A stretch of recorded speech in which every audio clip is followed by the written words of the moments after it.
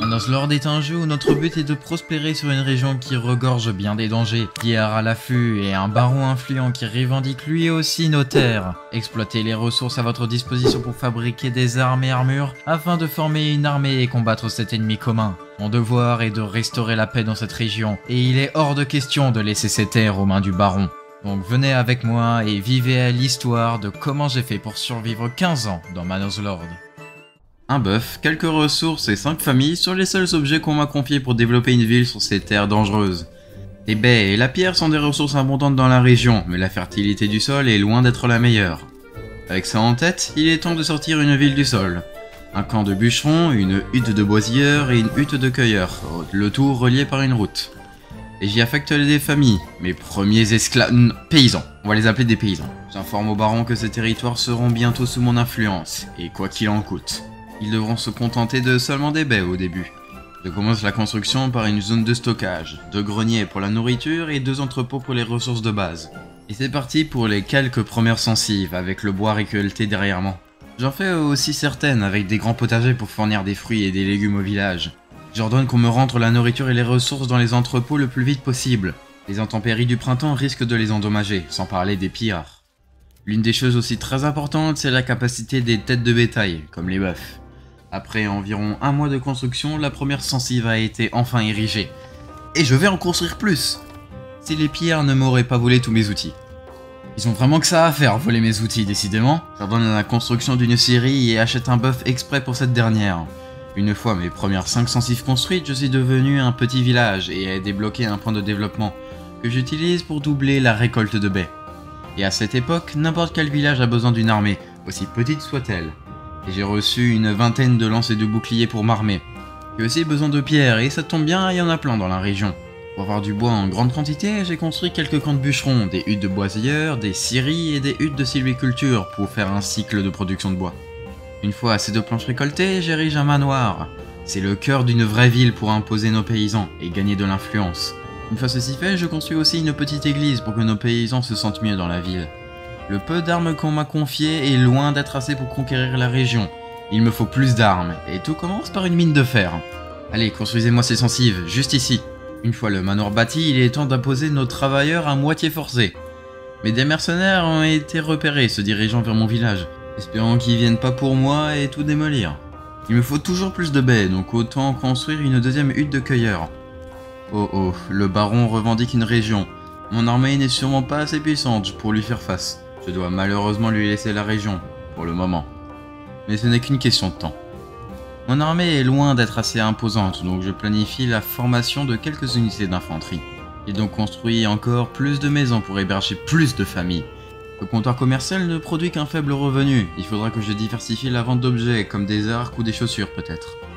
Je vois aussi les quelques soldats aller piller un camp de bandits dans une région voisine. Parfait, les brigands ont été distraits par une troupe de mercenaires, mais ils revendiquent la région à la place. J'ai au moins pu récupérer les ressources du camp avant les mercenaires. Je suis donc posé la question, vaut-il que je garde les ressources pour moi-même ou alors les donner au village le plus proche? Eh bien, j'ai besoin d'argent pour les mercenaires. Et c'est que les bâtisseurs ne chôment pas. Je leur donne donc plus de travail et que ça se bâtisse vite. Les cours arrière des sensives se sont transformés en poulaillers et des chèvreries pour avoir de la peau en continu. Des pillards sont en approche, mais mon armée est loin d'être suffisante. J'ai donc engagé quelques mercenaires pour m'éviter des pertes. Mais quelques valeureux soldats sont prêts au combat et le brigand que j'ai engagé attend les ordres. Les voici. Heureusement, on était bien préparés et ils sont arrivés au nord d'une région voisine. Que chaque soldat se mette à son poste et que la première bataille commence.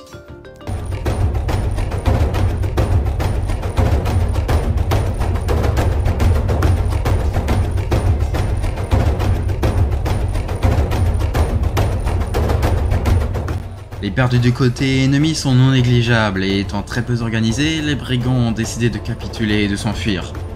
La première attaque pillard a été repoussée sans grande perte, mais elles ne seront pas en vain. Avec l'influence gagnée pour avoir repoussé les pillards, je peux revendiquer une région neutre. Il ne me reste plus qu'à espérer que le baron ne me conteste pas.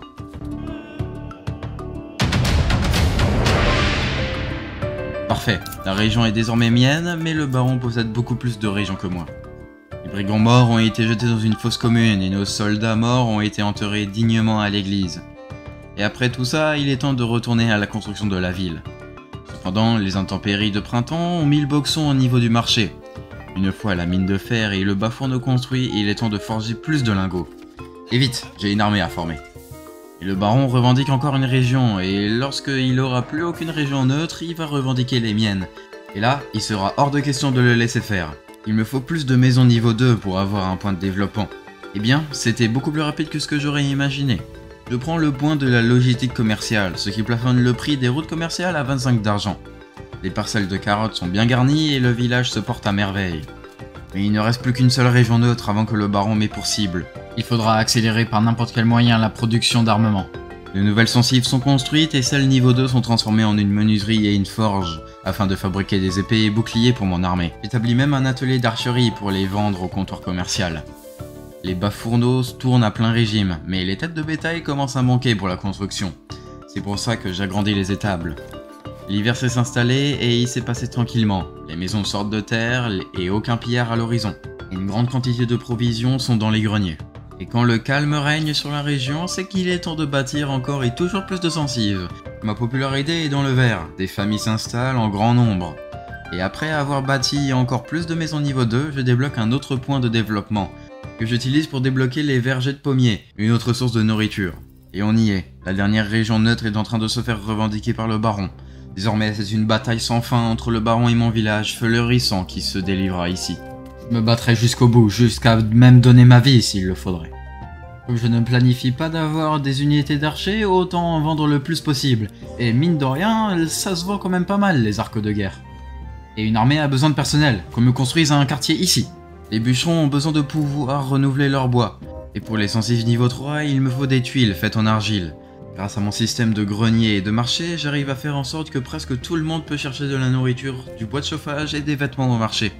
Et qu'ils me bâtissent un quartier juste ici. Pour les maisons niveau 3, il me faudra aussi de la bière, mais en importer c'est beaucoup trop cher. Ou alors, c'est moi qui suis pauvre. Et c'est que pas mal de personnes arrivent dans ma ville. Parfait, ce sera plus de paires de mains à exploiter. Mais là, il me faut plus de nourriture et plus d'habitation. Donc c'est exactement ce que j'ai fait. Voilà un quartier à construire, et ici un deuxième. Et à force, mes rangs de soldats commencent à se remplir. Et avec toutes les troupes de mercenaires que je peux engager dans ces temps-ci, eh bien je peux me retrouver avec facilement l'une des plus grandes armées que le jeu ait connues. Et je dois utiliser chaque mètre carré disponible de terre pour y bâtir soit des champs, soit des maisons. J'en fais quand même certaines avec des grandes parcelles pour la production de carottes et des pommes, car c'est bon les pommes. Mais c'est que le baron a laissé un camp de pierre tout seul, qu'on m'envoie une troupe pour aller récupérer leur butin, et au pas de course. Dans ma capitale, je continue à améliorer les maisons niveau 2. Une fois mes troupes sur place, je suis de nouveau confronté au dilemme de soit donner l'argent aux paysans, soit de garder l'argent pour moi. Je préfère encore renflouer les caisses de la région. Et c'est que les camps de bûcherons ne sont plus trop dans la forêt. Là au moins, les paysans replantent des arbres et du bois de chauffage est produit. Un autre hiver est arrivé, une couche de nèfre recouvre la grande région. Mais je peux presque améliorer mon église en pierre, il me manque pas grand chose. Les guides de taureaux ramènent les troncs d'arbres sur le site de construction et moi je paye pour installer des poulaillers et des potagers à l'arrière de ces maisons. Et c'est pour ça que les arcs de guerre se vendent aussi bien. Mon église de pierre est enfin construite et la carrière est en pleine activité. Mais à part des baies, des œufs, des carottes et un peu de gibier, les paysans veulent aussi du pain, l'aliment principal à cette époque. Donc je construis une grande ferme avec autour un moulin pour faire de la farine et un four communal pour faire le tant convoité pain. J'ai pas une terre très fertile, mais certaines parcelles sont exploitables, et je l'ai appris à mes dépens de faire des champs pas trop grands, croyez-moi, sur parole. N'en faites pas. Et si vous voulez savoir par pas trop grand, il faut éviter d'en faire de plus de 1,5 morgan, sinon le jeu commence à déconner. Une fois les champs établis, il faut faire une rotation des cultures pour avoir du blé à chaque année. Alors ça par contre, c'était pas prévu. C'était l'alerte d'une attaque de pillards, et je les ai repérés à travers la forêt épaisse. Oh mais ils sont où ces pillards? Non. Et là, oui, ils sont là. Vite. J'ai donc recruté dans l'urgence des mercenaires pour m'épauler. Le ralliement des troupes se fait à la hâte et les pillards, eux, n'arrêtent jamais. Et que la seconde attaque pillard commence.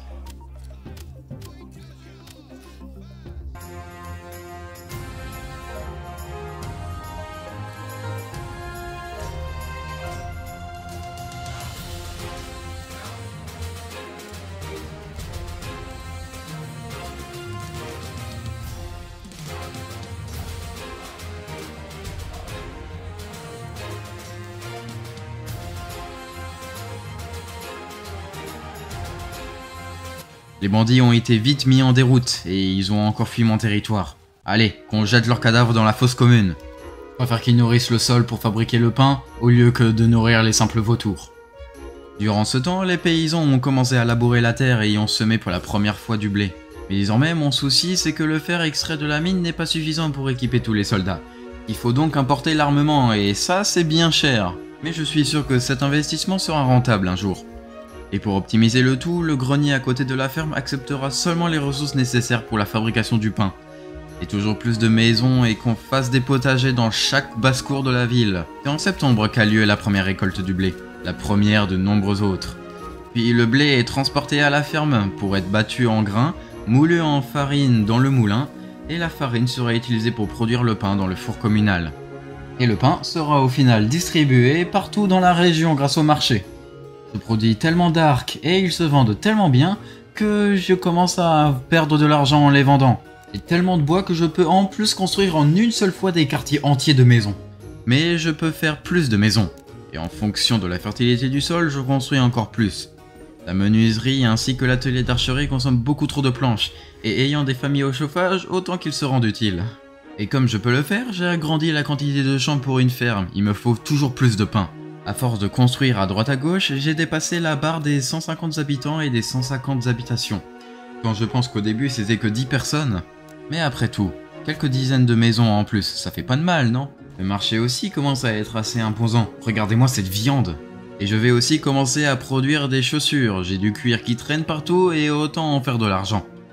Les fermiers ont fini leurs vacances, allez, retournez au champ. Et avec tout l'argent que j'ai volé aux paysans, j'ai agrandi ma retenue de soldats, l'élite de mon armée. Et en plus, je peux encore les améliorer avec des armures en plaques, mais ça sera pour plus tard. Mais de nombreux champs ne produisent même rien. Avec mon immense stock de bois, il est temps d'améliorer des quartiers entiers au niveau 2. Et sans oublier de mettre à l'arrière soit des potagers, soit des poulaillers, c'est le plus important. Les cueilleurs de baies sont tellement efficaces que je dois réserver un grenier juste pour eux. Très bien, continuez. Et le camp des bûcherons est en pleine activité. Désormais que je possède des thunes et que je suis presque à l'aise financièrement, je peux établir une taverne. Et vous savez bien, c'est beau la ville, mais il me faut aussi de l'action. Donc la première étape, c'est d'engager tous les mercenaires disponibles, ils me seront bien utiles. Une fois arrivé, j'ordonne aux soldats ainsi qu'aux mercenaires de me rejoindre à la frontière. Car celle-ci est à nous. Une fois que toutes mes unités sont prêtes, il est temps de revendiquer la région. Les unités n'auront pas à se fatiguer pour que les ennemis viennent à eux. Et il n'a pas fallu longtemps pour que le baron ne déclare la guerre. Il a une grande armée, mais est-elle bien organisée?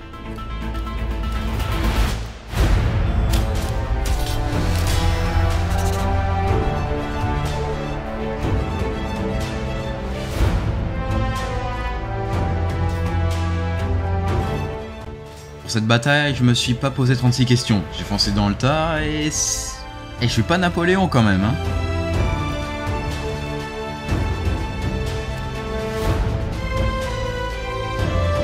La bataille fut de longue haleine et s'est terminée sous la pluie battante. Le combat est serré et nous subissons des pertes, mais le moral des troupes adverses s'est écroulé.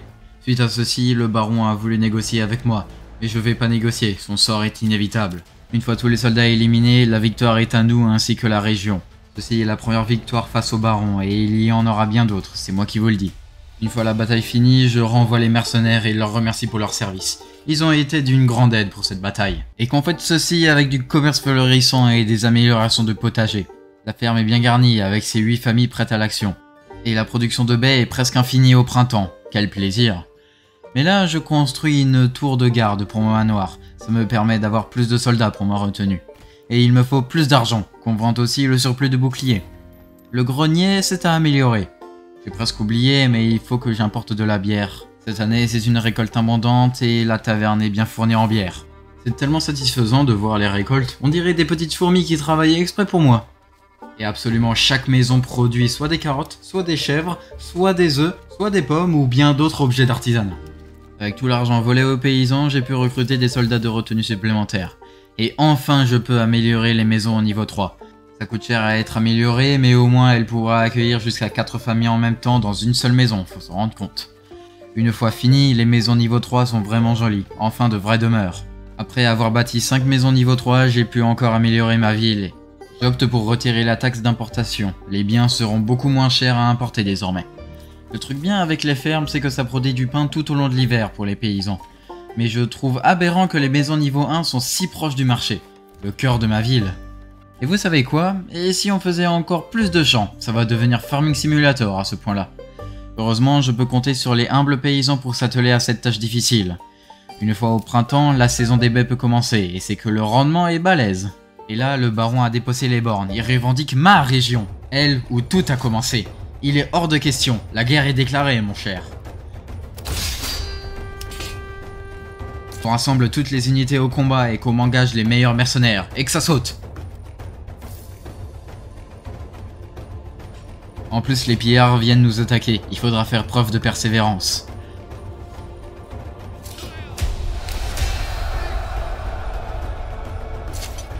Ma grande armée se jette sur l'ennemi et se fait ravager en un temps record, sans oublier les pillards qui arrivent à vive allure.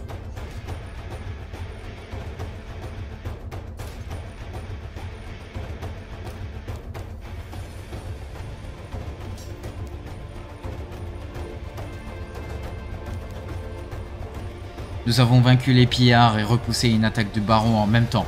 Désormais, rien ne peut m'arrêter. Cette région est mienne et il n'y a pas d'autre solution. Mon armée est peut-être affaiblie, mais elle est loin d'être découragée et elle est encore plus persévérante que celle de ce misérable baron. Allez les troupes, un peu de courage! Le baron a bien essayé de me repousser, mais ces misérables mercenaires auront le droit au même sort que les précédents. La victoire a été d'une extrême facilité. On a subi des pertes non négligeables, certes. Mais notre courage et en plus de l'aide des mercenaires, notre armée est quasiment impossible à être stoppée. Et maintenant qu'il voit la merde arriver, ce stupide baron essaye de négocier. Moi je parle pas ce langage. En tant qu'on y est, autant revendiquer tout de suite une autre région appartenant au baron. Une troupe plus conséquente est arrivée, mais nous sommes préparés.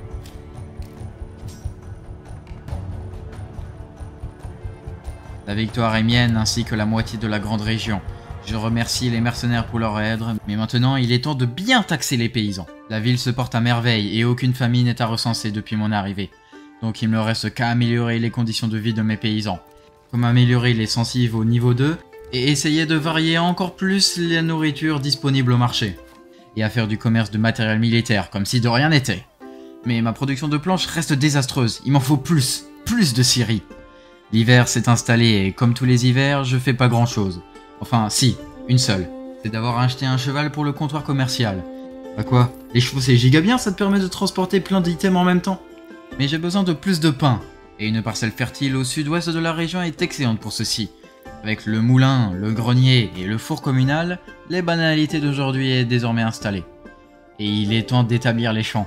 N'oubliez pas qu'il faut les faire pas trop grands, sinon ta partie est morte. Je vais quand même essayer de faire pousser du blé ou de l'orge ou même du lin pour produire du tissu et de la bière localement. Et sans attendre une seconde, le fermier se met au travail. Voilà des paysans qui aiment leur région. Et en complément de tout ça, je vais aussi élever des moutons pour qu'ils me produisent de la laine, puis de fil que je peux vendre pour me faire des thunes. Mais pour ça, il faut d'abord en acheter, et c'est très cher. La récolte de cette année a été très lente que les autres, mais ça se comprend au vu des 35 champs de la région. Je traque aussi chaque maison qui n'ait pas de poulailler ou de potager à l'arrière, et améliore aussi quelques maisons niveau 3 pour débloquer le dernier palier. C'est beau de voir chaque maison prendre forme en une seule action. Mais il y a encore quelques zones plus ou moins fertiles, donc laissez-moi régler tout ça. Alors là, si les paysans commencent à avoir faim, je pense que je vais leur mettre des paires de claques et je vais leur demander d'aller chercher du pain au marché. Et ma retenue est complète, arborant des magnifiques armures de plaques. Aucune lance et aucune flèche ne peut traverser ces armures. Une attaque de brigands, mon armée va vite s'en occuper. Aucune perte alliée et des cadavres de mes ennemis jonchent le sol. Il faut les mettre dans une fosse, et vite. J'ai aussi atteint le parlier qui a débloqué le labo profond, ce qui me permet d'utiliser des bœufs dans les fermes. Et il m'en faut plus de poulaillers et de potagers.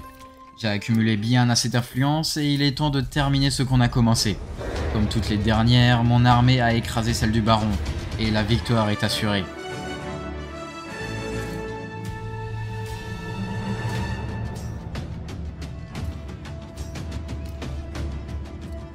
Oh punaise, c'est abusé à tel point que je leur roule dessus. Oh, ça commence à devenir illégal à ce point-là. Les quartiers que j'ai prévus il y a des années sont enfin en train d'être construites et chaque habitation se doit d'être optimisée. Je recrute les dernières recrues pour avoir ma retenue en entier et j'ai encore une fois bâti les maisons niveau 1 et placé des potagers à l'arrière. Je peux les faire comment? Comme ça, comme ça... Non, comme ça. Il me faut aussi des étables et des bœufs, tant qu'on y est. J'ai enfin atteint le dernier palier, la grande ville. J'ai débloqué la culture du seigle, une variante bien plus résistante du blé. Je comprends pas pourquoi on l'a pas de base. Le seigle, c'était le pain de base à cette époque. Le baron revendique encore mon territoire. Eh bien, il est hors de question. Allez, ramène-toi.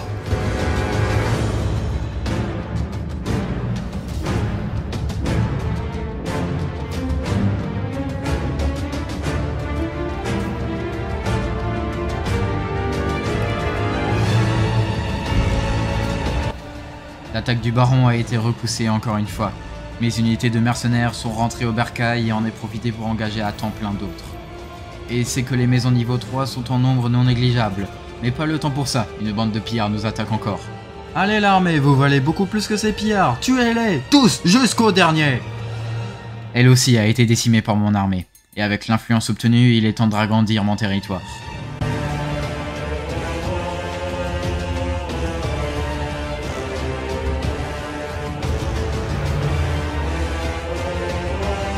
La victoire a été totale et sans la moindre perte. Le baron ne possède désormais plus qu'une seule région, son dernier bastion. Essayant une attaque désespérée, il revendique une région, mais est repoussé par mon armée, rasant tout sur son passage.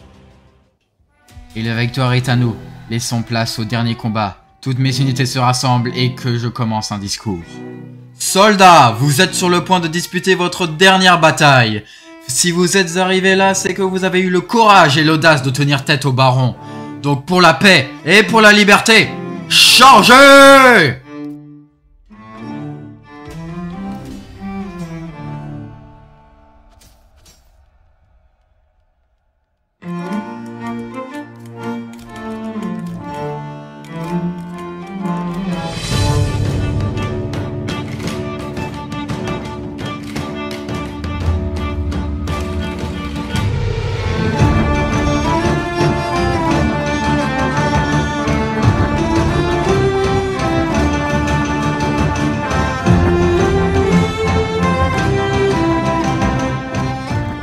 Nous subissons des pertes de chaque côté et le baron nous a définitivement réservé l'élite de son armée pour son dernier combat.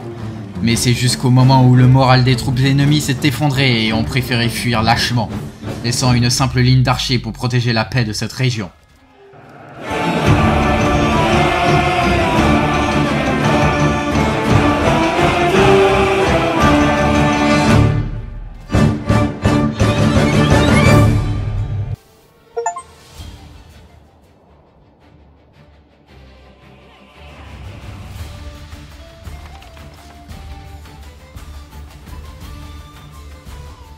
La paix a été rétablie dans la grande région. Notre victoire face au baron est totale, de nos premiers lanciers jusqu'à nos plus grandes batailles, afin de revendiquer ces terres tant convoitées.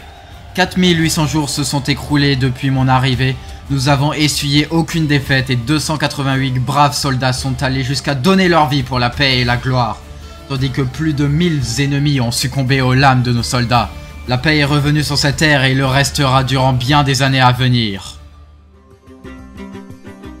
Mais ne partez pas tout de suite, vous avez sûrement entendu parler de Skybidoo. Eh bien, avec l'un de ses amis, il a créé une chaîne Twitch. Je vous invite à aller la voir. Ils sont en live les vendredis et le samedi soir à 20 h. Je vous laisse leur lien en description. Sur ce, merci d'avoir regardé.